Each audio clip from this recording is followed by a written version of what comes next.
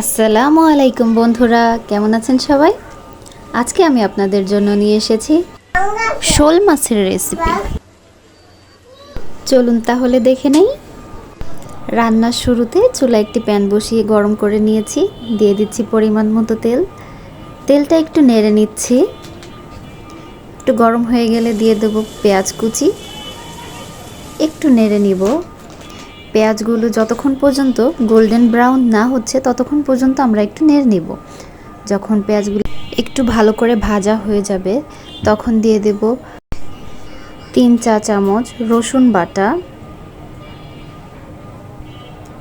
1 চা চামচ আদা বাটা। এবার একটু মিশিয়ে নেব পেঁয়াজের সঙ্গে। পেঁয়াজের সঙ্গে মিশে গেলে দিয়ে দিচ্ছি পরিমাণ মতো পানি, এটা কষানোর জন্য মশলাটা। দিয়ে দেব মরিচের গুঁড়া 3 চা চামচ,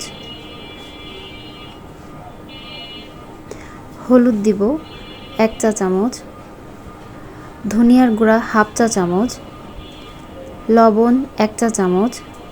এবার মশলাটাকে ভালো করে নেড়ে মিশিয়ে নেব। আর একটু পানি এক্সট্রা দিয়ে নিচ্ছি, পানিটা আমার কম হয়েছে। ভালো করে নেড়ে ঢাকনা দিয়ে ঢেকে দিব। ঢাকনাটি তুলে আবার একটু নেড়ে নিব। এ পর্যায়ে আমার মশলা কষাটা হয়ে গিয়েছে। দিয়ে দিচ্ছি কেটে রাখা মাছ।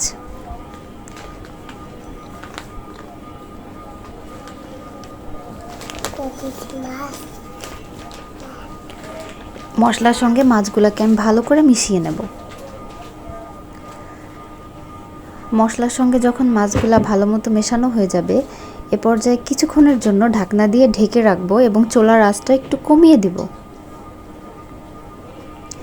কয়েক সেকেন্ড পর আমি আবার নেড়ে নিব, তা না হলে মশলাটা লেগে যেতে পারে।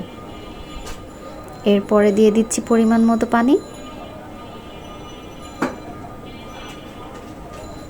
একটু নেড়ে নিচ্ছি। এই পর্যায়ে দিয়ে দিব কাঁচামরিচ। কাঁচামরিচটাকে আমি মাঝখান থেকে কেটে 2 টুকরো করে নিয়েছি। এরপর ঢেকে দিয়ে কিছুক্ষণ রান্না করব। দেখুন কিছুক্ষণ রান্না করার পর এটাকে আবার একটু নেড়ে নিচ্ছি। এখনও অনেক ঝোল আছে মাছে, এজন্য আমরা আবার ঢেকে রাখবো কিছুক্ষণের জন্য।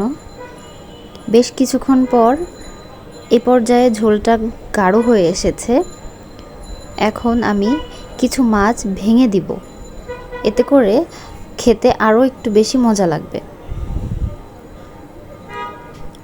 কিছু মাছ আমি ভেঙে দিচ্ছি, সব না অল্প কয়েকটা। ভেঙে আমি ভালো করে নেড়ে নিচ্ছি। এ পর্যায়ে দিয়ে দিব ভাজা জিরার গুঁড়া হাফ চা চামচের থেকে একটু কম। এতে করে মাছের স্বাদটা আরও বেশি বেড়ে যাবে। সামান্য একটু লবণ দিয়ে নিচ্ছি। ভালো করে নেড়ে নিব এখন। এই পর্যায়ে আরও কিছুক্ষণের জন্য ঢাকনা দিয়ে ঢেকে রাখব। কিছুক্ষণ পর ঢাকনাটি তুলে আবার একটু নেড়ে নিব। দেখতেই পাচ্ছেন এ পর্যায়ে অতিরিক্ত কোনো ঝোল নেই।